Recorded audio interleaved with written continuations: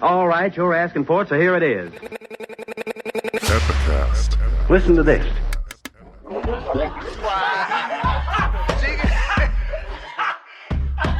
want you fucking laughing at we partners pod, kid. You understand? We in here drinking, singing, all that shit, dog. We sweating, getting wet, all that. Welcome to the 248th episode of the Drinking Partners podcast. It's only right that this episode be known as the Kobe Bean Bryant episode because he's the only player that I know to have two of his jersey numbers retired, 24 and 8. Get it? Like 2, 4, 8. And we're the only podcast to be voted the best podcast and to have the People's Choice Award for the best event in the city. I am your special guest host for the day, Derek Minto, joined by the ever-present co-host, Dave Bracey. So, what up to the people? That sounds just like me. That sounds like something I'd say naturally. I thought you were Ed, to be honest. We are the Drinking Partners, and if you're looking for us, you can find us on epicastnetwork.com/partnerspod. You can find us on iTunes, Stitcher, Libsyn, Google Play, and Spotify under Drinking Partners. You can find us on IG, Twitter, and Facebook at PartnersPod. 248 episodes, man. We've been asking you, and we will continue to ask you, man. Please hop on Facebook, hop on iTunes, rate and review. That's how we know we're doing well. That's how we let others know that we're doing well. And that's how we continue to do well, man. So please hop on iTunes, hop on Facebook, rate and review. So typically Ed hops in, he goes, you love us. You tell us that you love us. So at the click of a button, tell everybody else that you love us. And as always, in lieu of rates and reviews, we do accept shots of Henny. Shout out to Car Guy DJ and the Conways for starting the trend. And shout out to Trogs for sending us care packages. They're always showing us some love. By the way, I just want to say that I'm super jealous when I found out when I came in the studio today that you get care packages of alcohol sent to you all the time. I'm very, very upset right now. Yeah, my liver's paying for it, so it's not so much free as it is just borrowed time. I don't care. There was some time last year where I think you did a dry month, and I was like, I think if Dave stops drinking right now and then he starts drinking a month later, he'll die. The system can't deal with it. It's like the guy who goes off the junk and then suddenly goes back on. He's just down. Just caught. Yo, is this a bandana? Yeah. Is Trogs getting into the gangster game? Dude, that's pretty cool. Bandana. There's like constellations on it and stuff. Haze Charmer. Apparently, so from my understanding, from what I've garnered from the interwebs, is that this is their an all year round, something that they don't release very often. They got a lot of batch brews, a lot of seasonals, but dude, have you been to their place before and had it's pretty. Dude, the first time I went there and had those batch brews, that was so neat. Like I've never had that experience before in another brewery where they had all these just like weird mixed batches or stuff you'll never have again. Yeah, no, it's pretty dope, and this is their hazy all year round. They're getting into the haze game. I figure that they've test batched it enough to kind of figure out what they like. And what are we at 5.5 here? So we'll see what that's looking like. The Citra, Idaho 7, and the Azaka. See, I like them Azaka hops. Them is nice. I had them down at Dogfish. Not Dogfish. What's the Flying Dog? That's what it was. The Flying Dog. They're both animals. It's easy to confuse them. They have dog in it. But appreciate it. So shout out to Trogs for the love and the bandana. Kind of gang. So we usually talk about what we do here. I'm kind of. What are we at? We're at what do we do here? Shows. Shows that are upcoming. So we have April. When is this coming out? March, actually. So March 28th, you can catch us at Compton Theater. We will be down there with E.J. Edmonds headlining. We have Three Rivers Underground Brewing. We'll be pouring the booze. It's free craft beer and BYOB. I don't know, it's weird because people keep showing up to these shows, empty-handed. They're like, I didn't know I could bring my own beer, and I'm like, what the fuck did you come to this show for? It could be the comedy. Really, you're not coming for the comedy. But we appreciate y'all showing up empty-handed, and if you do, that's cool because we have free beer. Three Rivers Underground Brewing is pouring that, and they're vital to the community. If you don't know the folks or whatever, we did our first ever. our first ever collaboration was with Bill Oates from Three Rivers Underground Brewing, Bridge the Gap. Right on. It was a cognac barrel-aged old ale with vanilla. It was, I mean, it's I think we were like 3 or 4 iterations into that right like now. I'm like a really big fan of like the barrel aged beers. Like I really like them. I think I really like the taste, especially once they kind of got like through the first generation of them. I felt like that there was more that came out that were a little bit more refined. But I will tell you this: like other liquor aged in those barrels tastes exactly like whiskey no matter what it is. Like I'm like, oh man, a barrel aged tequila and a whiskey barrel. Oh, this is gonna be so good. This is gonna be like half American, half Mexican. Like this is gonna be just the greatest party of my entire life. I'm like, no, this tastes like whiskey, man. It's just whiskey. It's just whiskey. It's lime whiskey. Yeah. Yeah. It's like, oh, this isn't what I wanted at all. I'm not a big fan of most other liquors in the barrels, but I do fucks with the barrel aged beers. Shout out to Three Rivers Underground Brewing. They're home brewers, and if you want to get into the brewing game and you want to know how to get your game up, you want to get the cheapest hops, malts, and things of that nature.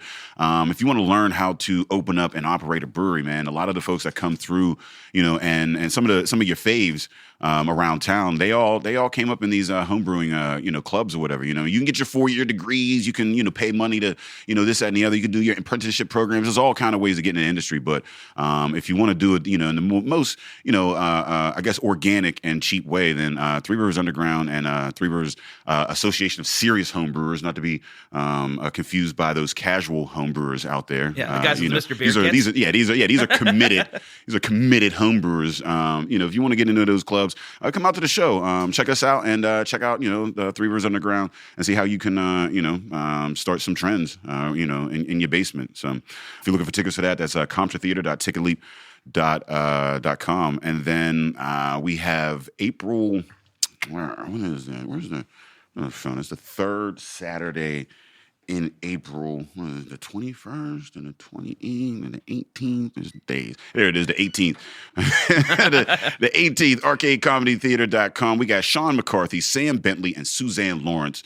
That's a great lineup. That is man. I don't know how the fuck we got that lineup, but we do, and we're gonna fucking blow your socks off. So. And it's nice. No white dudes with beards. Like, you did it. It's crazy. Did it. It's crazy that you could do a show like that in Pittsburgh, of all places. So I mean, super excited for that show. We will have free booze again, free craft booze, BYOB down there at Arcade Comedy. Man, we've been down there for a few years. Man, it's been a great place to do comedy out of. Man, for a great many years. Yeah. They do a great job of cultivating. I mean, I think they're right on their seventh year now. They just. It doesn't seem like 7 years. It doesn't, man. Like at all. Like, and they've 7 years in their second building. I mean, it's they have wild. 2 stages now. Yeah. That's insane. Yeah, I'm glad that there's a good comedy out there. Shout out to Arcade Comedy Theater. Shout out to Burning Bridges Comedy Club, man. You guys out there are killing it. I mean, this is coming out a little bit later than the festival, the festival and whatnot. But since it just happened, tell me, how was it, man? Like, how was that festival? Oh, well, let me tell you, it went really well. Yeah. The virus didn't have any effect whatsoever on the festival. Everyone had a great time. No one died except, well, we don't talk about that one guy. But he's gone now. We don't. Your headliner, man. How did he do? Dave Stone almost burnt the comedy club to the ground. So, I mean, that was pretty scary. There was, we had to call the fire department. We were over. The fire marshal came. We had to pay him off. Shout out to the fireman who takes bribes. Yes. Love him. Yes. But no, it went great. Everyone had a super good time. We got so drunk. I don't remember what happened on Sunday of the festival. We might have had it. We might have not have. I don't know. Well, that's to be said. I really enjoyed the arcade comedy portion of that. With the Drinking Partners show that we had on. With our guests. I know Tim did a great job on stage there. Before he had to leave a little early to go do another stage afterwards, man. So it was a great time there, and you all are shitty individuals for missing that. You are, but you're a bad person. But Burning Bridges Comedy Club is open every weekend, man. Yeah, Yeah, and I mean, we've had especially this year, we kind of figured out a better formula, kind of to work things. Like we did have Sunday shows for a while. We've really been concentrating hard on Saturdays, and it really seems like we've kind of finally gotten to a place where we have kind of built a little bit of like kind of built-in audience. Like we have people that are return customers that aren't like, oh, I hated this. Yeah. Like we're still trying to, it's interesting because we're still trying to figure out the formula a little bit because it's always surprising the people that come to certain shows. Like we're still trying to figure out like, we thought like old people always came to the 8 o'clock, but it turns out we've had shows where like the entire group of people was like people in their 50s. Nice. And we're like, oh God, this is going to be terrible. Yeah. I'm coming from Butler because they don't want to go to the Improv. And it's closer. And if you don't want to drink, it's a great place because there's no drink minimum. Like you don't have to buy anything else. You can just buy the comedy. And like that's what comedy should be, man. Comedy should be done in places where you don't. I mean, I get it. I get that, it's the alcohol industry and all that, and you got to make you change or whatever. But I feel like that's some of the most freeing, comedy is in places that aren't attached to, the tab. And from running a place like this, I totally get why places do that. Mm-hmm. Like we're very lucky in that Burning Bridges is very much like the comedy equivalent of a food truck in a way. But we don't have any overhead. Like there's the bar. I don't own the building. Mm-hmm. Like we just work at it. All we do is deal with the ticket sales. And we don't deal with the food and drink, and that's how we support the bar. Yeah, because we sell the food and drinks. But like, if I had to deal with all that, oh man, I'd make everyone get 7 drinks. Like if I had to deal with pay for real things, like electricity and taxes. Oh, they should pay their taxes. $35 chicken fingers. $35 chicken fingers. Like chicken fingers. But they can do that because once they get you in there, they're like, you got to do this. Yeah. But guess what? They really can't make you do it. You can just... You're a free human. Yeah. What are they going to do? Cause this guy didn't buy enough chicken fingers. This guy didn't get enough nachos Del Grande. Hey, stop the show. This guy didn't have any chicken fingers. Jerry, get him out of here. Jerry Big Hands comes over. You're going to get out. Hey, Eddie, put the mic down. Hold on. We've got a fingerless table over here. Have you ever seen that happen? With any time you've ever been in a comedy club where someone got thrown out for not getting the minimum? No, they just peer pressure you. Is that water? Is that water? No. That's not going to happen. So we would appreciate. So I mean, if folks want to come down, I mean, how do they find you? You can always just go to burningbridgescomedyclub.com. You can look us up on Facebook, Instagram, Twitter. It's all easy. BB Comedy Club on Twitter and on Instagram, it's just Burning Bridges Comedy Club. You can just search for any of them. We come right up. We post all of our stuff on there, and you can always find us anywhere all over. We post stuff all over the city, all over the Facebooks and the social medias, all day long. Nice.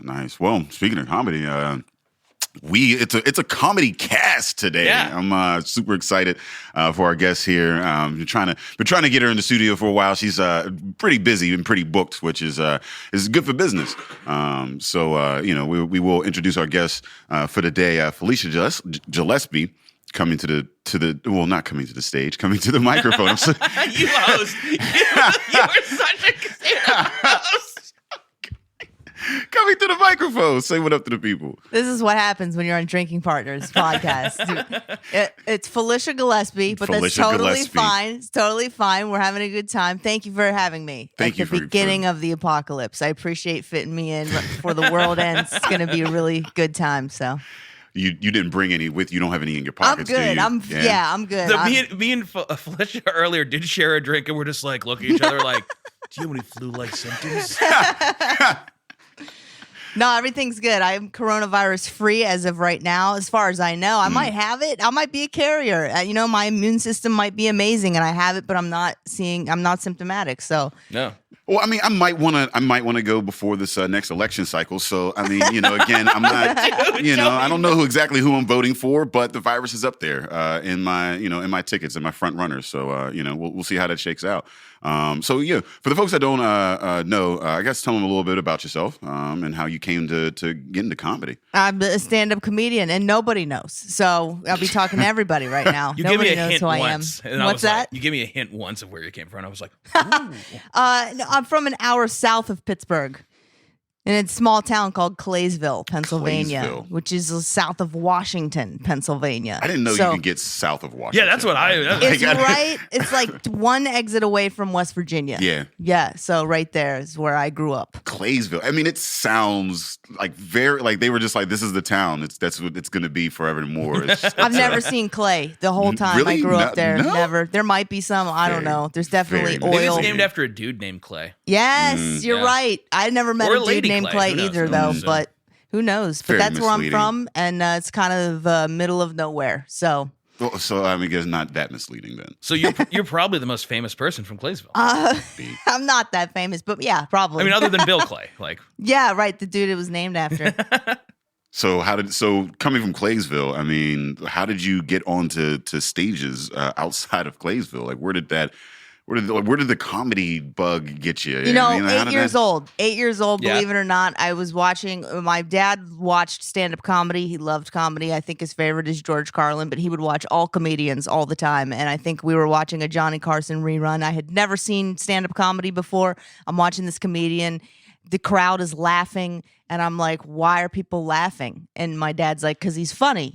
And I'm like, well, how come he's not laughing if he's so funny? Because I'm 8 and I don't understand. And he's like, because a good comedian never laughs at their own jokes. And I was like, oh, comedian. Okay, well, that's what that is. That's what I'm doing. And at 8 years old, I just knew. I was like, that's what I'm going to do the rest of my life. And then I had to wait 10 years to get to a club because they don't let you in until you're 18 on Sundays. Unless you bring your parents. Yes, and I didn't want to do that. Yeah. So I would go down on Sundays to the Pittsburgh Improv, which just opened, I believe. And, so you could be 18 on Sundays back then, and then you had to be 21 for the rest of the shows. It's a very weird. It's a very weird model. Like on the Lord's Day, we let in the children. Like, They'll be more holy then. Like what? Yeah.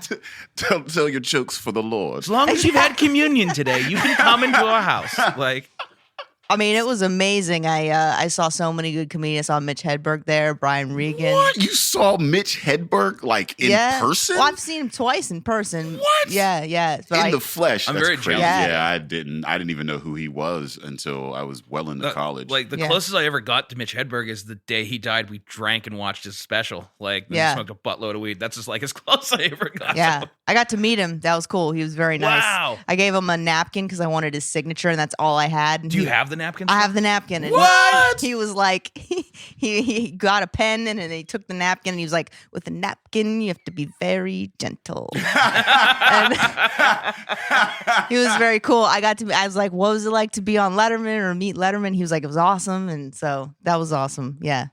It was a good time. So I would go down there every single week. I was going to Point Park University for TV and radio broadcasting. I started out going for film. Yeah. And then I switched my major because I was like, And I switched my major. And I just quit anyway and started doing comedy. So I watched so many shows at the Improv every Sunday. And then I started getting on stage at the Funny Bone at their open mics. Oh, the old Funny Bone. The old Funny The good Bone. old Snyder Brothers. Station Square. Legends. You know how many Comedy. people still ask me if I perform down at the? They're like, so do you ever get on stage down there at the Funny Bone? And I'm Last week, someone's like, so how's the Funny Bone doing? Like, and I'm like, well, it was a Texas Day Brazil, and now I think it's a nothing. They So- get it. Yeah, you get it all the time. People think it's still there, I guess. So Yeah, no, people like that's. It's so funny, like how like. So there's parts of Pittsburgh that are so completely removed from any stand-up being in this city whatsoever. They're like, Yes. you remember those old Drew Carey commercials where it's like, come to the Funny Bone? Drew Carey came to the Funny Bone during the World Series of Comedy. He was dating a model who lived here, and he was in town. And he just came down for the show and sat in the audience, but nobody knew. Like they told us, but nobody else. Just to be clear, you mean the model that lived here, not like that there was more than one. The one. What that did we- I say? No. I'm clarifing for everyone else at home, not you. There's You only said one. it right. There's only one. Oh, we model only in have one. We have Pittsburgh. one model, and she's pretty. She's a solid. She does her work, and she's very professional, and she's good. But I don't we have know. one. It was a long time ago, and they told the comics so the comics wouldn't freak out when they got on stage. And then I was running the light for the festival, and they told me, and then so I got to meet Drew Carey as well. I think I got his autograph too. Oh, yeah? Yeah, but he was cool. So, but that was a cool thing that happened there. I remember when I was a kid when they used to run the ads for, I think when the Funny Bone moved from the one location to the second location, when it used to be like in Station Square, and now they moved to that other building. And they used to have these commercials with, like I was saying, with Drew Carey, and it'd be like, Drew Carey's like, stop on down at the Pittsburgh Funny Bone because these people are funnier than you are. And I remember like being like 9 or 10 and being like, the fuck they are. Like, I'm like, I'm going to go down there and tell them. Like at 9 or 10, that's how confident I was about my comedy. I was hilarious. wrong, but I was That's still hilarious. believed it. Like I was like, fuck you, commercial. That's You can't like tell me at 8 years old, Yeah. and I'm just like, I just have to wait 10 years, and then I will show everyone. Can I ask you a question? Yeah. Like, how long did you think, and maybe you can answer this question too, is how long did you think it was going to take before you ever started comedy to be like, get your special. Oh, I never even thought about that. I remember this is what I thought would happen. I thought that I would start doing some stand-up, and then probably like 3 months later, I'd start headlining. And then probably a couple months after that, they'd probably invite me to New York. And then probably like a year and a half, I'd have my special. Yeah. I just assumed that was the process. And I was very wrong. I never thought about anything like that. I just knew going in that you're going to suck because you've never done it before. So you're going to bomb. You're going to such suck. a smarter person than I am. At 8, too. Because people would always go, "Oh, aren't you so nervous? It's so brave? It takes balls to get up there." And I'm just like, all I care about is the jokes work.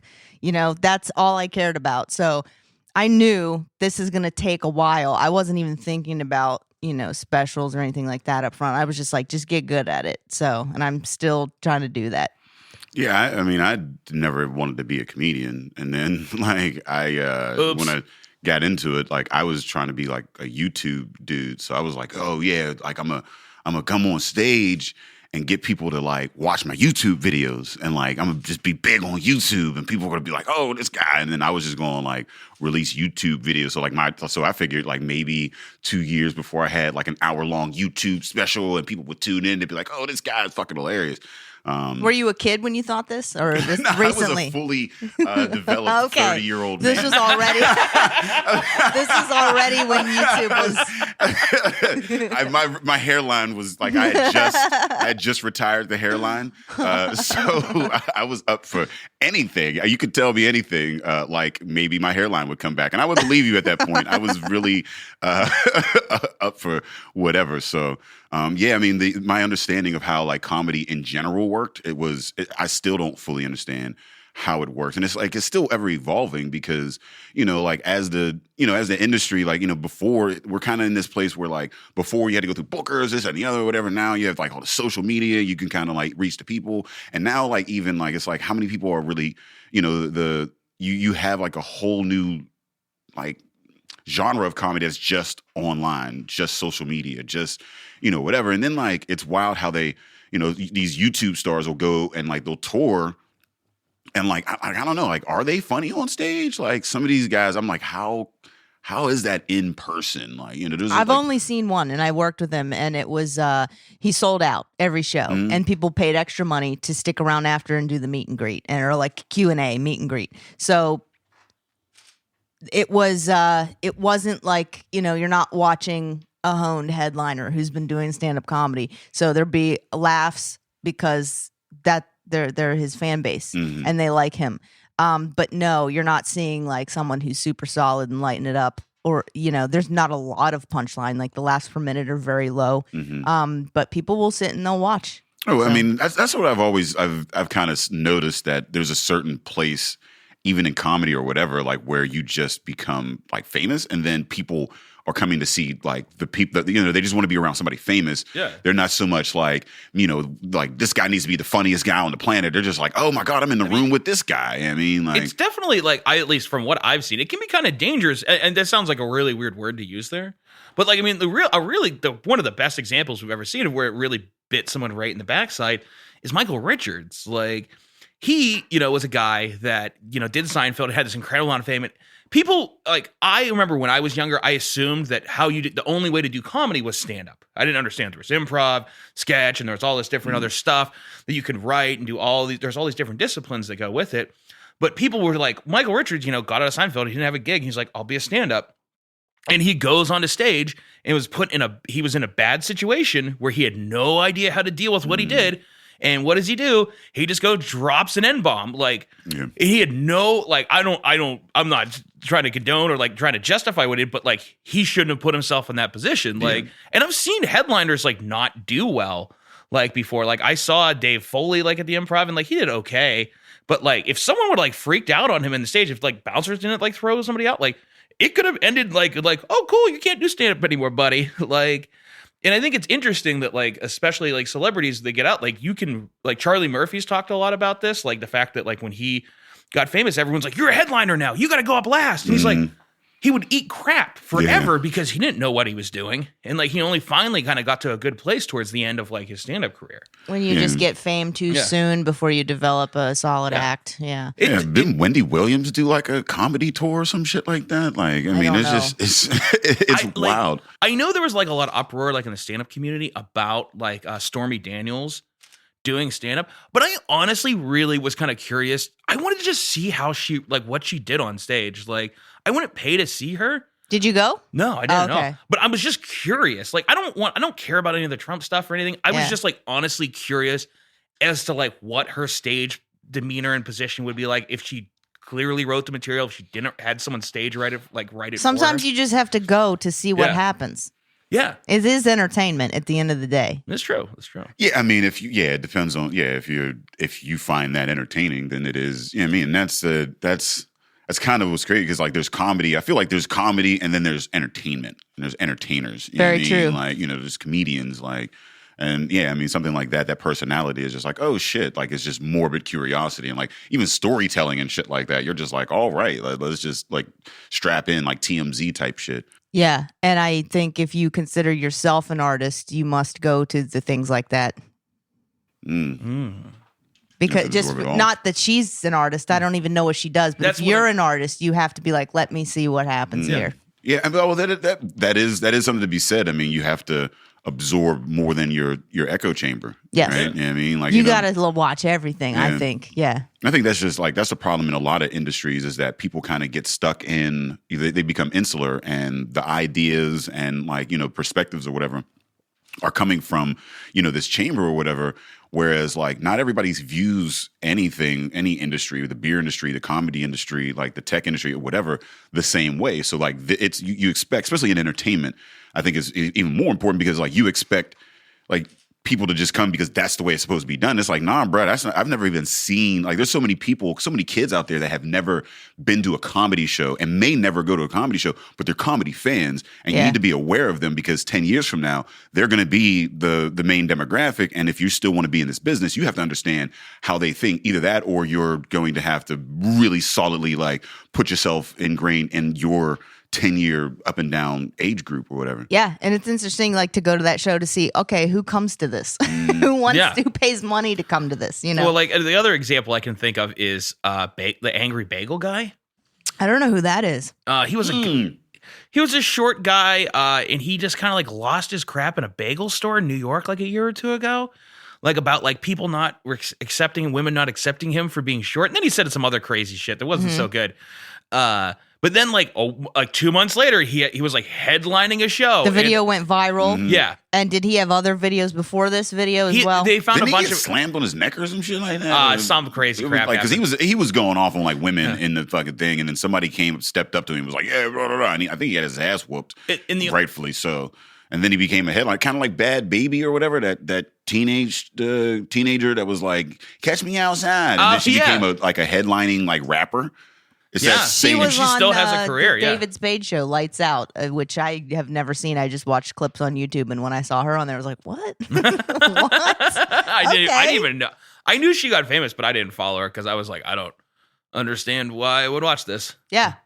It was the same thing with that dude, though. I mean, it was a terrible fucking video. He's a terrible human, but because he had enough clicks, somebody booked him and was like, we'll put him in a room and enough people are going to show up. Yeah. And again, those are people that it's not all over the country, though, right? This is just like happened a little bit, and then I don't know. stopped. I know he had a couple of shows. I don't know what happened after that. I'm pretty sure it died down. Because he couldn't, because he didn't have an act. Yeah, I mean, because he was a terrible fucking human being. Why would you listen to that guy? Real talent. Yeah, like, why would you listen to that guy for an hour? Like, that seems insane to me. But then again, my perspective all comes from like, stand-up performance, like people who've honed their craft. And I can tell the difference between somebody who just it's like when you get up in front of an audience that clearly is laughing at anything, and you're like you're telling a joke, and you're like, that wasn't even part of the punchline. Yeah. And like you laughed already. It's like, I'm like, you guys will laugh at anything. So it's just like, okay, that's like cool. The laugh track. It feels good inside. Like my heart's like exuberant, but like my mind's like, you don't trust it? This is garbage. They'll laugh. This is not anyone can you get up. You guys aren't smart. You're laughing at everything. Yeah. You're idiots. But that's the thing is you've got them. They like you. So that's why they're laughing at everything. Yeah, but it's when the guy in front of you that sucks goes up and does well. And then you're like, oh, this is garbage. So what is what have you learned on the road? Like, because Oh, my goodness. you're always out and about and just all over the goddamn Yeah, you're a place with busy all lady. the folks. Like, I mean, I don't know. So I guess why did you choose? Because there's so many routes in comedy. I mean, and so many different like way this that, and the other or whatever. Like, so what led you to what drew you to kind of like the road life, and what are some of the challenges you faced therein? I honestly thought that was how you did it. So that's how I did it. I was like, well, start out with these open mics, do it. And then the Funny Bone started booking me as an MC. And then I got to work with headliners. This was like at the tail end of it being really great. So I got to work with people like Jim Gaffigan and Mike Birbiglia and some other people who, were just like road people you never heard of. And these people were like, you're funny. You got to get out of here. You got to move. I'll get you a guest spot at this club. I'm booked in Columbus. Come by, or I'm here, come by, or I'll tell the owner about you or the booker about you. And then it just snowballed from there. And then it was like, okay, now I work the road. I'm a year and a half in working the road now as an MC. And people are like, you're barely making anything. Well, I don't care. I'd rather do this than be working at Subway, which is what you have to do. You have to work those crap jobs. And then as soon as you get a booking, you have to quit because they're not going to accommodate your schedule. So that's what I did for a long time is I would just take a job, telemarketing job, easy to get hired, like anywhere that's easy to get hired. And then it doesn't matter if you quit.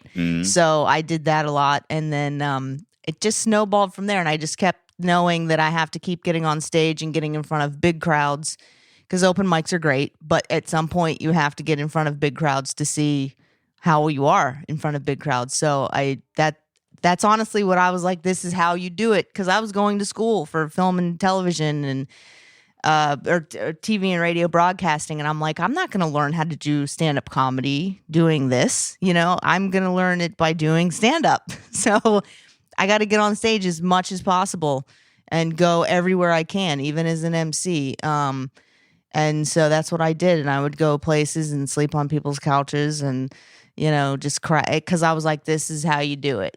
So I didn't know of any other way, So that's. I don't think it was like I knew different ways, and then I chose the road. I literally thought this is the only way. This is the way to get callous and hardened and honed, and that. So that's what I did. But now I see a lot of people who they don't need to work the road. It's better to, I think, in my opinion, but.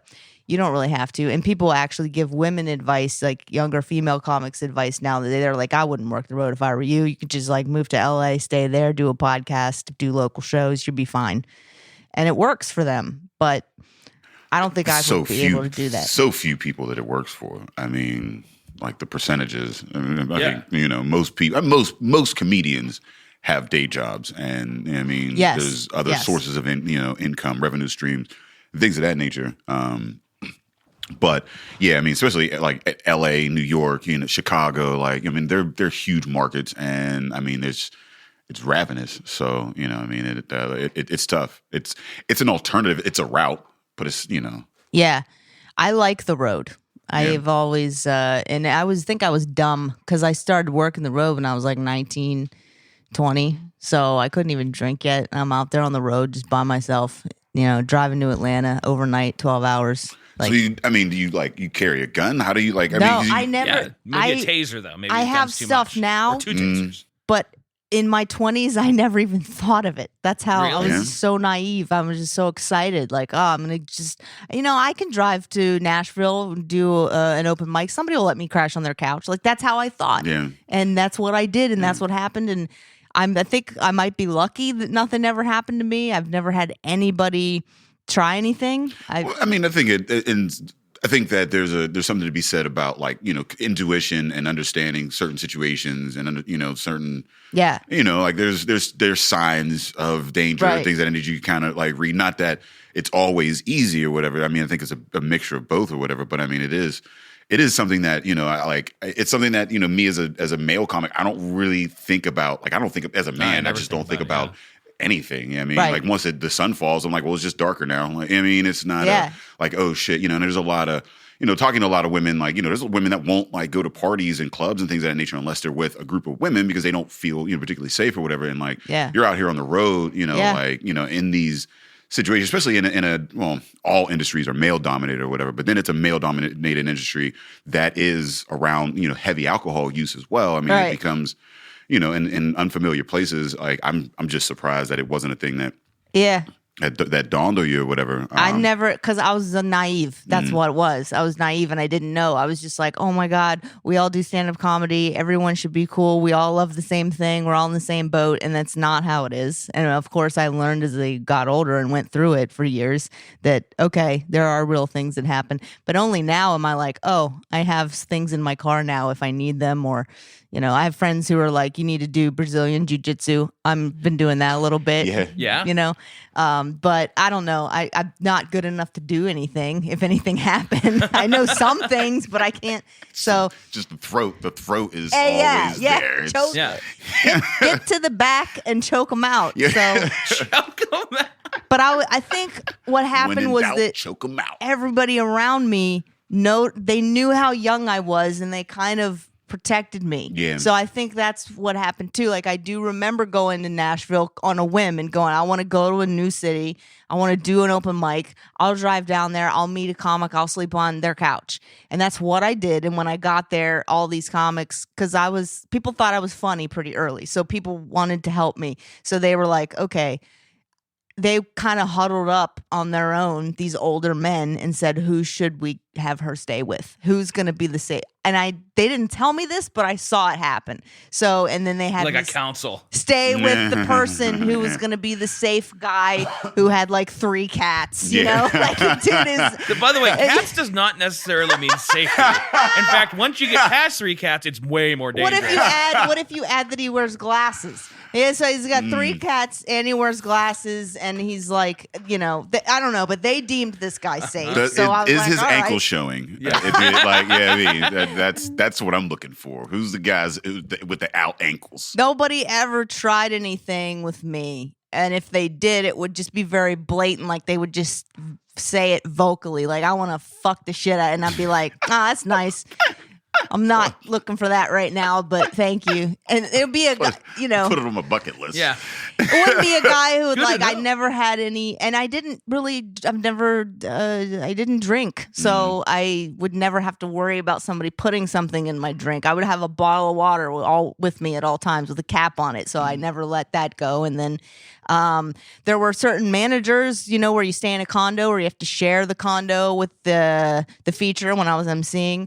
And they would go, okay, I'm going to book you this week because that guy, I trust that guy. So I'll put you in a condo with him. Well, I'm not going to put you in the condo with this guy. So certain people looked out for me. So that happened. And, I've never had any problems with, anything like that. And I wonder about that because you hear so many stories about it now. Yeah. And I'm like, wow, that's crazy. Why has this never? Because I'm out there like for over a decade. So why haven't I? People are like, well, they target women that they think aren't going to say anything. And I don't know. Maybe I have a personality that's like, hell yeah, shit. I'm slightly afraid of you right now, just because. It's like I don't even know if this is our podcast anymore. Like you might just take our whole podcast. Your presence is. It is. You have a very powerful like stage presence as well, and it's dope. Like the way that you're because it's like it's a very caring and kind. In that sense or whatever. But like it's a quiet kind of strength, which is kind of dope on stage to watch. As you deliver and whatnot, like you're comfortable with silence. You're very, you're very well skilled in what you do and confident, which is pretty dope. How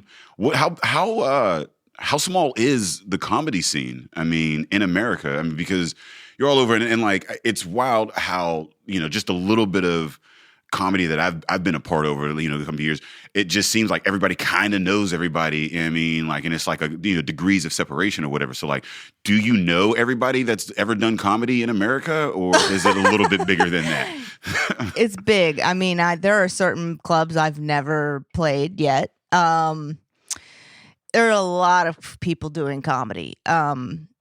it's easier to know everybody if you go to a place like Indianapolis, and you go work the club there, and they're like, because they come to the show and you meet them, or they're emceeing, or they work at the club, and then they know this person. So everybody in a scene, or somebody who works at that club knows everybody in that scene, and then there's always a guy in that scene who books his own shows, so he knows people in the tri-state area, just like Derek here probably knows everybody in the tri-state area and beyond.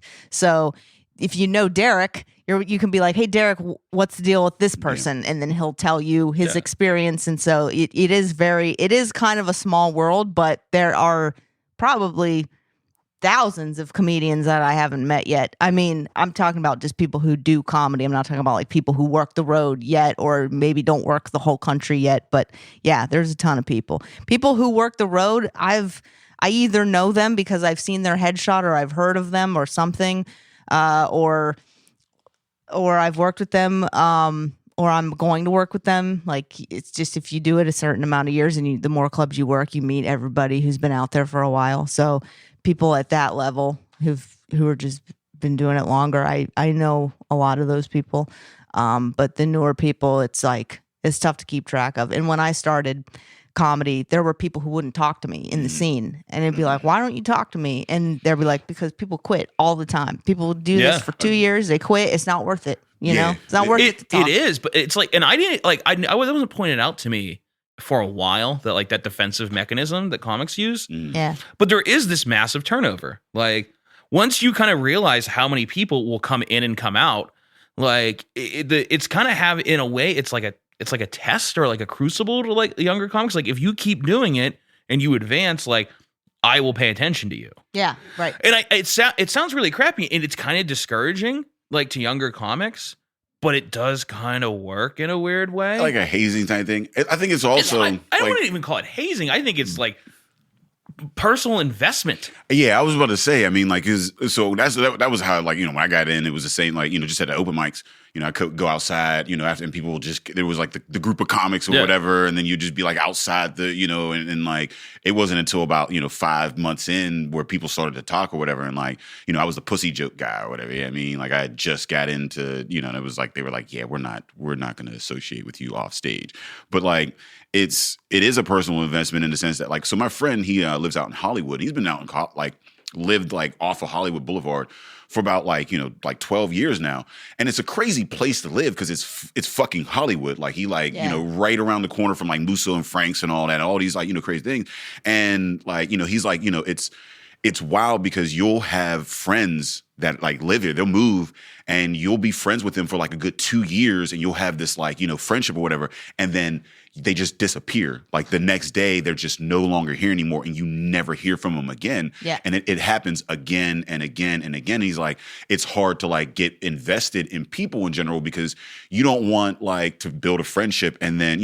like, I don't know if these people are dead. I don't know if like, they came into money. I don't know, whatever. It's just, and I feel it's kind of that same thing where it's like more of a protecting yourself from becoming invested and liking somebody, and then like all of a sudden they get a new job, and then like you never see him on stage, and you're like, what the fuck? I like, he had good jokes, like like.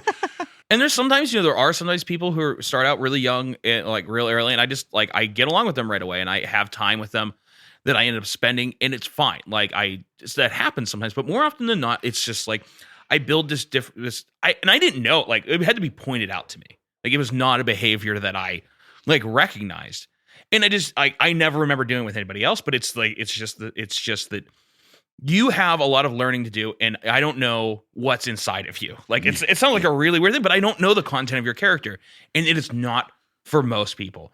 I know so many funny people who do stand up and are not funny stand-ups, and but it's a truth. Like, it's the truth. Like, I know people who are funny that are not. Stand-up is a weird mix of a lot of different things, and it takes a certain amount of learning. The most basic lesson I've always found is you have to learn the first lesson, which is you can get up and tell jokes. Anyone can do that, but you have to know how to perform the jokes. Like, people aren't coming out to see some dickhead come out and basically, I memorized a page, and now I'm going to tell it to you. Yeah. Unless you are the best writer in the world. But even then, those guys still have some kind of stage energy. And I don't mean when I say stage energy, I think there's this common misperception about that where people think that stage energy means being boisterous or loud, like how like we may act on stage, or like it doesn't mean that, but there has to be a delivery. Well, like Mitch Hedberg, great fucking writer, you know what I mean? But his delivery wasn't like crazy over the top or whatever, but there was still a presence to that delivery. It was great writing with a delivery that matched. And it's that kind of like that, like those two things combined together in kind of like a synthesis where you get it's unique. Like I can act out Mitch Hedberg jokes, but I couldn't do a whole show as him. It would be false and crappy. Yeah.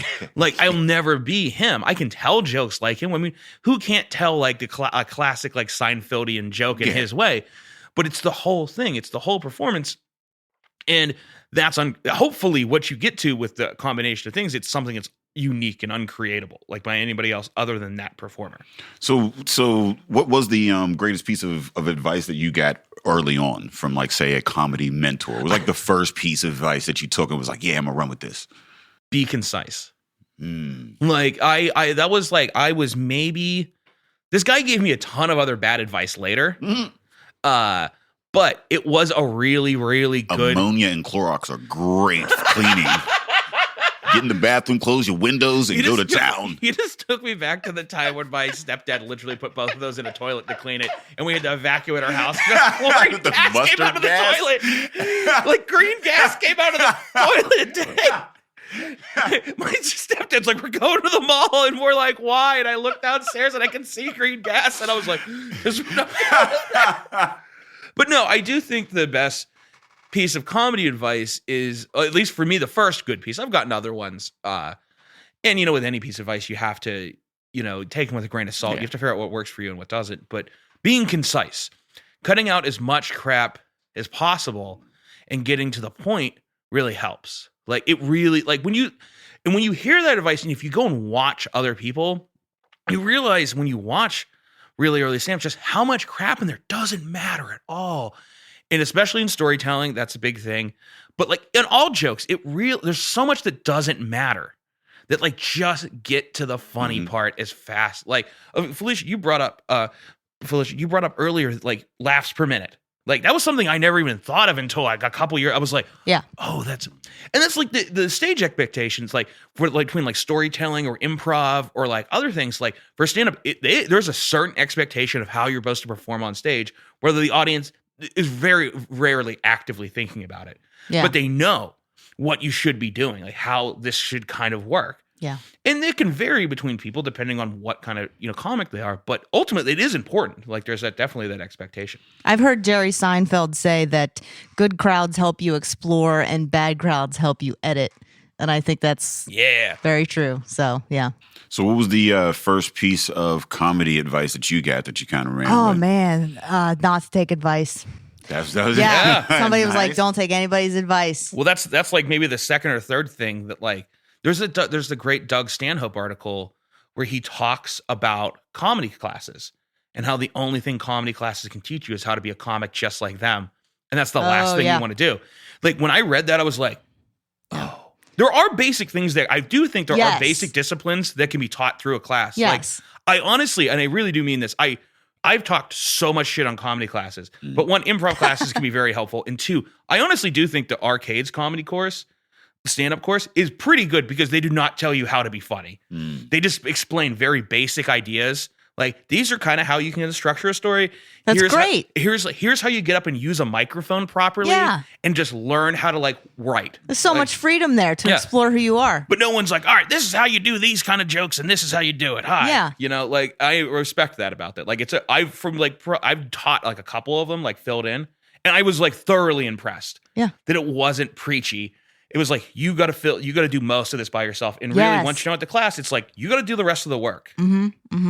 Like, you don't get a little badge at the end. It's like, I'm a comic now, or anything like that. I don't know if the game has changed. I mean, I really don't know because I don't know. I just know how it was coming up for me and where I started. And it was like, nobody gives a shit about you.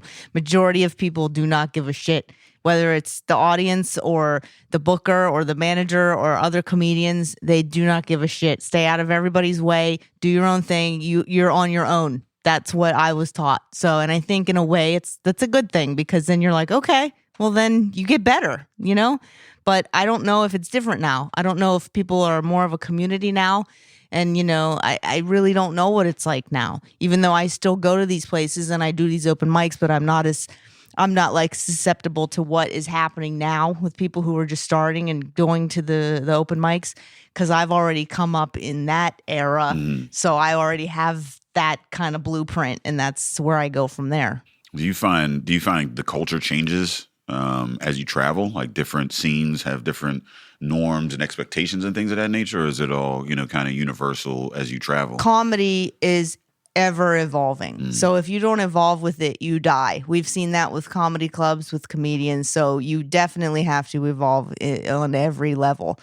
You know, the thing about women is I don't know if that's getting any better or not. I don't see it that much. Like, people talk about it and they want it to get better, and I think there are certain places that do, and then now you're starting to get bookers and managers who are my age who are running things, so they care. So you'll see that in a couple clubs are like, yes, we will support you. And then, but I think the majority of it is like, you know, it's the same as it's always been. That's my experience, in my opinion. But like, I really hate to make this like delineation, but I do kind of agree with you. I feel like, I hate saying it like this way, but like I've oftentimes found that it's the major metropolitan areas that usually you find the more, I don't necessarily progressive, but people who've like learned like, hey, let's not have the same three dickheads like over and over again. Like, let's actually have like you mean different the blue spots? What? You mean the blue spots? Yeah, the blue spots. Well, I never noticed this until recently, because sometimes I don't pay attention enough and I'm not as open-minded as I think, or I don't see everything that I think I see. But along with like the way that the country is divided with politics right now, that seeps into comedy, and I never put that together until very recently. Well, Wait, say that again? There's a booker, and I'm not going to name or anything, or like, but like recently, like I saw like 3 comics being like, "Oh my God, there's both a woman and a minority on this show. Like, it's a miracle." Like, and like people were like, he's doing it. He's finally turned. And of course, you know, then he books 25 other shows with the same, you know, 9 dudes. But it was like such a difference. Like the first time, it's like, oh my God, a woman and a minority. I see that happen all the time, where people are just like, and your next me is a woman. It's like, oh God, that, yeah. But it's like because they're not at that place yet where that's the norm, you know? Yeah. So to them, that is a crazy thing. Yeah, it is tough. I mean, like, I don't know, being a minority, you know, and had finding like, February, like it was crazy when I first got in. Like, me and Ed would get all the fucking shit, like Norlex and like every folks, we get all the shows of February. Man, I would run into them motherfuckers like every weekend, like, yo, you on this show too? That's crazy. And then we wouldn't see each other for another year, like, because you can't book. Spread them out. Yeah, you can't book us on the same show, because then you blew your load. You know what I mean? Yeah. It was like, oh shit, we got 2 black people. What are we gonna do next month? Like, I mean, it was funny. it was wild. I mean, and it's, you know, and we, like, you know, in our booking or whatever, we like kind of run into that same thing, like trying to make it as diverse as possible. But then we run into the same thing because, like, so the thing is that because America is a shitty place to live for women and minorities, it's harder for us to stick it out, to get to a place where we are, you know, honing our skills or whatever, like to go out there and you know, eat shit, especially in various areas. You got to eat shit a little bit more, because like your jokes aren't funnier because they're not hitting with the target, the main demographic of what comedy is. So to stick it out longer, and then to develop your skills long enough, and then to do it consistently enough with as much as, you know, so comedy is hard in general for anybody. Right. But then when you add those extra, you know, hurdles and barriers, you could see why there's fewer folks that are, you know, at a certain level to book. And it's like always hard, because like, I'm looking, I'm like, man, you know, let's like, you know, make it as diverse as possible. But you're like, the diversity is really hard out there, because it's just, you know, and then most of it is elsewhere, really. I mean, it's in bigger cities or whatever, because that's where most, you know, women and minorities go, because that's what's more welcoming, and like that's what's easy. You know, it's easier to like live in DC as a black person than it is in Pittsburgh. I mean, it's like a little bit more progressive in New York than it is in Hershey, PA. I mean, like, so, you know, so I mean, it is. So like, while like I hate tokenism, at times I understand that, like, at least it's a starting place. You know what I mean? At least the thought is there. And then how do you move past that given the talent? I mean, like, that's available to you. Yeah, man. I remember when I used to think that Pittsburgh was really progressive and integrated and stuff. That was super wrong. Well, the argument, even in the Midwest, where you have a place like a Funny Bone or something like that, it's not a bigger city, but it's a city big enough to have a Funny Bone or an Improv. The argument was, well, we don't see enough funny comedians, like female comedians or whatever. It's like, well, that's because they're not getting the opportunity. So give them the opportunity to get better, and then you'll see more better female comics. Yeah. So give him the chance. You know, you didn't when this guy started, he wasn't great, but you believed in him and you gave him the opportunity. So do the same thing. It's like, it's really easy. Like I think, especially in the beginning, to think well, just the funniest people should be on stage and that should be how it is. But that's not how the system's built to make it. Like, it's a bunch of like, I mean, they're used to, especially, and this still exists everywhere. Like, there's kind of gatekeepery kind of people, like people who kind of come from an old guard, like, this is how comedy's done. Like, we put up these kind of people. It's like, but really, it seems like it's the system that's set up by the same. It's like this perpetuating machine. If you look at those people, though, they don't work anywhere. And they're abusing their power. So most of them, a lot of them they like that. That title of gatekeeper, and they definitely use it to their advantage, but they're not doing their city any favors, Well, I mean, it's because they're afraid that, like, if somebody else rises up to their, then they will be out of work. Absolutely. Like, at the end of the day. And not a leader. Not. But it's like sometimes I feel like it comes out of laziness, and sometimes I feel like it comes out of this like fear, like, I don't want to do anything different. Why would I change it if it already works? Like, and it's like, it might works in this certain perspective that you might make money and like people come to the shows and they have a fine time, but like, you're not really supporting anyone else. You're not helping the community grow. You're not having, like, you might find that there's way better comics out there that have a different viewpoint other than, the same 5 dumb assholes. Like, I keep saying this like number of like, but like, that's something that I've seen a lot of, like, certain places they just get the same people over and over and over again. May not want to be that role. They may not want to be somebody who helps their community grow and helps the comedy scene. They may just be a person who's like, I'm just going to take my money and do this, and these are my shows. I'm going to book my friends, whatever. But then somebody else, that leaves a lot of room for somebody else better to come in and take over what you're doing. And that's the thing, is that's what people, I don't think, understand about, like the whole, when you go around, you talk, diversity and inclusion and shit like that, and it's like all these, these hot button topics and these terms, and there are some people out there that just want to check the box and say, okay, yeah, this is, like, oh, I did it, I got a little bit of diversity and a little bit of inclusion there, or whatever. They don't see the power behind that. The shows are markedly better when there is more diversity, when you're hearing different stories, different skews. I mean, that's the beauty of art and comedy in general, is all of the various things or whatever. And if you are short-sighted in the sense that you are being that gatekeeper or whatever, like, you might be able to hold on to it shortly, but at some point, the greater audience is going to catch on, and they're going to go to these shows because it's better. So, like, it's better for you. It behooves you to be, more diverse and inclusive, like, not just for show, but like in real practice, because that's where, America and life in general is evolving. Exactly. And like we said, if you don't evolve, you die. So if you're not evolving and you're just booking the same white people for the same white crowds, those people are not going to live forever. They're going to be 70 years old in a couple years. And what are you going to do then? That's what I wonder about CBS. I'm like, do they know that, like, the boomers are not going to live forever? Like, their programming is fucking terrible. Like, dude, I thought you said CVS. I'm like, I think they'll be fine once they get older. I mean, they're going to need pills, man. Like, they're going to be fine. I think they're going to work forever. That place, CBS, I hate. Like, I'm telling you right now, I'm saying it on this podcast, I do not like CBS's programming. Have you ever watched a show on CBS? Young Sheldon, what are you talking about? I'm just kidding. I want to pull out one of these table tiles and stab you. Hold on a second. Oh, okay, let's mix it up. Let's make it a single camera this time. It's like, whoa! Like, fuck off, you fuck. This is the thing, especially as a person who's particularly geeky, it was so incensing for years to have people come to me and be like, you like Dungeons and Dragons, you probably love Big Bang Theory. I will stab a motherfucker in the goddamn throat with a +3 greatsword. I swear to fucking God. Because this is the thing. Yeah. This is the thing that particularly mad. It's like, it was like and maybe you might understand this a bit differently, but it was like my culture Yeah, right. was right, being right. bastardized on television and being pandered to. You know who watches that show? Like 50-year-old Old ladies, and they're like, "Oh wow, like this is what your life is like. You're funny and you're a geek," and it's just like. But then there's a show like Dan Harmon's Community. You can think whatever you want of Dan Harmon, but that was a show that was like a real show for geeks and like people who liked pop culture and like weird geeky kind of stuff. Like even the very pilot. This is the only time I've ever seen this at a television show. The pilot of that show, which may or may not have gotten picked up, was a tribute to John Landis, or not John Landis. What's his name? The guy who made Breakfast Club. And everything else, I can't remember.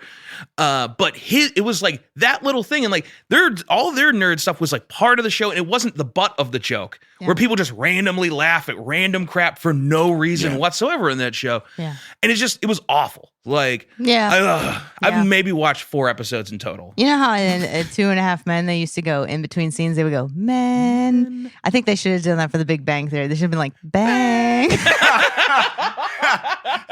They really missed out there, you know? Big Bang. CBS is fucking terrible, man. I hate that guy. I can't wait until like 10 years from now when they offer me a role on the King of Queens 2. Fatter in Pittsburgh.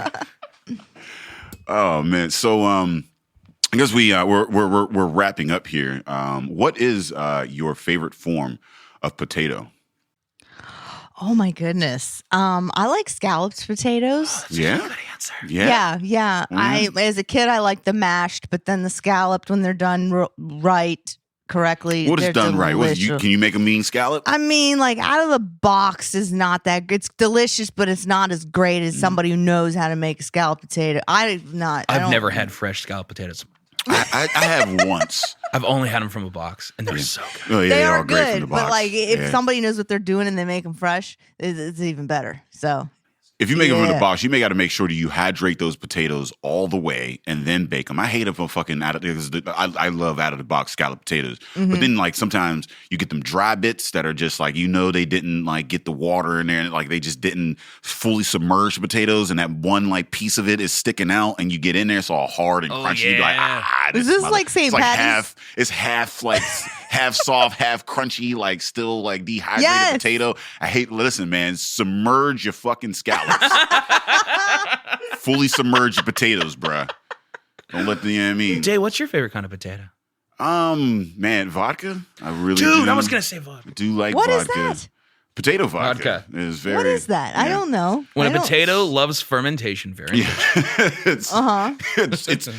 It's potato juice. Yeah. And then they throw some yeast in that bitch, I guess. I don't fucking know. I've never made vodka. This is a beer podcast. We don't know how to distill things. But not at all. But they do some shit to a potato, and then it gets you fucked up. That's basically. So you eat the potato and then you're buzzed. It's water. It looks like water, so it's like I don't even know. I think it's Polish or some shit. Aren't you Polish? Are you? No, I'm not Polish. I'm everything else. I really am like everything else but Polish. I'm like Scottish, English, Slovakian, Italian, a little Russian. I don't know anything. I don't watch the news, so I don't know what a vodka potato is. Dude, you know what my favorite potato is? Yeah. Like my girlfriend Amanda Averill, her family makes like they didn't know it was called this. They're called funeral potatoes. Funeral potatoes. And basically, it's like hash browns with like cheese. I feel like that's vodka. Like that's funeral potatoes. It's like, but it's like hash browns, like in a baking dish with like cheese and kind of like sour cream mixed through it, and they put like cheese and then they put like a cornflake top on it. It's like almost like a casserole. So it's like really a dead good. person in a casket when the potato is the casket. But you're supposed to eat them like it's like a dish that always got served like after funerals. Really? And now her family makes it at every holiday, and I'm like, okay, someone's gonna die. That's what brightens up the mood. Yeah, like, I guess. You know, a little cornflake potatoes. It sounds so fucking good. delicious. It's Sour really cream good. and hash. That sounds amazing. It's really good. The base gets a little crispy on the outside edges. Is this St. Patty's Day hype going on right now? Is potato talk? Is that why we're talking about potatoes? So it's potatoes. So the thing about potatoes is that the most consumed food items in America are chicken and potatoes. Okay. And nobody ever really appreciates. We eat potatoes almost like every day. I love potatoes. But nobody appreciates potatoes. You know what I mean? Like, they're just like, it's just an afterthought. Nobody like, thinks about Idaho. Nobody gives a shit nobody gives a about fuck Idaho. about Idaho. Dude, man. like a month ago, I was on Whole30, and like every single morning, I would wake up like 9 in the morning, and I would turn on my oven and make a baked potato for breakfast. And it was good. I'd put like an egg on top of it and a little salsa, and just eat that. I eat that every single day for 30 days, and I'm not sick of it still. I mean, it's, you can't get sick of potatoes. I mean, No. because they're get through food too, man. Yeah. Like, you could be as poor as you want to. You go out, you can afford a bag. You can afford a bag of potatoes, Yeah, a couple like, you dollars get bag of a potatoes. huge and bag you of can do potato some for shit with them. $5. Like, I mean, it's all about texture. I mean, like, so if people love flavor, but they never talk about the texture, how important that is. I mean, that's all a potato is. Your favorite form of potato is about the texture, not so much the flavor. That's what I was thinking you can about. season it. Yeah, anything you the want. scalloped ones, they're very smooth. Yeah. They're round and yeah. I still remember the first time I had scalloped potatoes. Yeah. I was on Squirrel Hill. I was 6 years old. It was 1990. I was over at my stepmother's house. Like a scene from Ratatouille. So my over step here. grandmother's house. Flashback. And she was an old Jewish lady, and there was this weird porcelain frog that sat in her living room that would stare at me. And I remember I walked into the kitchen, and I'm like, "What is that?" She's like, "They're called scalloped potatoes." And I'm like, "I don't know what that means." And then she's like, "Here, have some." And I had it, and it was the most salty. It was like someone made potatoes but put mac and cheese mix on it, like Kraft mac and cheese. Yes. And I was like, "This is the way to do potatoes." So Shout out to Shirley Marks. It's crazy how I feel like everybody in America that grew up in the 80s knows that same fucking porcelain frog that had random shit in there. I had that same memory, and that is the gap between all societies, all cultures in America, is that fucking porcelain frog. Like, I don't know what's in it. Are there keys? Is it candy?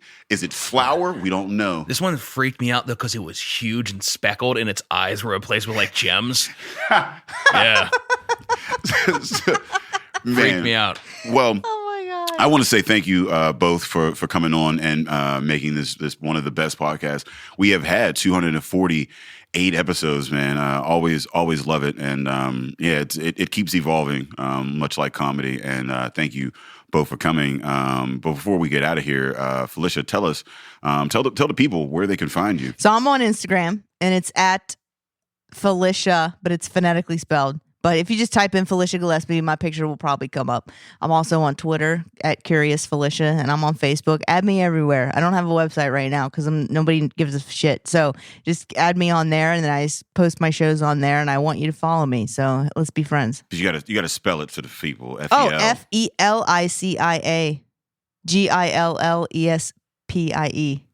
I need a stage name. I need to switch that shit. I started doing bits about my name, and they work. It's really great, but I still need a stage name. Yeah. Lisha G. Lisha G. Coming to this good. day. I was thinking about just going with one name, but I'm like, that's kind of cocky, right? If you just were like Felicia. Share. Combine your first and last, just be Felicia Gillespie. With no space. One name. Nice. Derek, where can they find you? I mean, if you're interested in my comedy, it's derekminto.com, all the different social medias. But if you're interested in Burning Bridges Comedy Club, please come down and support local comedy. We've had Felicia as a headliner before. I think we had you back in January. I've had Day on Stage before. Like, it's a great place to come down. Listen, it's like $10. We always have people coming in from around the country that, like, they might not be like super famous, but they're really funny. Yeah. And we usually have shows Saturdays, and if you're interested in open mic comedy, we have Monday and Thursdays. Yes. We're the only people really doing that in town, like, consistently. So come down. We always have great crowds. And you can find us at burningbridgescomedyclub.com. You can search us on Facebook, Google, and we're all over the place. Come on down and support a show. Nice. I want to shout out a couple of sponsors, for Fresh Fest. FreshFestBeerFest.com. It's the first Black beer festival in America, and it's our third year doing it. If you're looking for tickets, FreshFestBeerFest.com. Shout out to Hero Court out here. Doing the damn thing with the sound staging. Work Hard Digital out here, killing the damn thing. Epicast Network, always out here keeping it sounding beautiful and crisp and looking good. And listen, man, nobody is as attractive in real life as they are on Buzzy's camera. So when you see us in real life, adjust your filter. He's very good. Yeah, he's very, very good at what he does. Listen, you and Ed are some of the hottest dudes in the city. All right, I'm just gonna say that right now. I agree with her. I agree. Yeah, it's the Buzzy filter. There's so many ugly. Well, then I got a Buzzy filter on my contact lenses. So motherfucker be greasing his camera up or some shit. I don't know what the fuck. Give it that glowy effect. I mean, and if you're looking for us, man, you can find us on epicastnetwork.com/partnerspod. You can find us on iTunes, Stitcher, Libsyn, Google Play, and Spotify under Drinking Partners. You can find us on IG, Twitter, and Facebook at PartnersPod. Shout out to Ed. He ain't here. He doing the damn thing. But what he would say before he pieces out is, Drinking Partners is the crew. Epicast is the family. And we out. Yeah! Now we just need to get a photo right in front of the drum set, and we're done. Comedy cast. That was great. It was super easy. No one even knew you left, Felicia. I know. I was like, how are we going to transition back into her? Yes, Awesome. That was great. Maybe more light on this.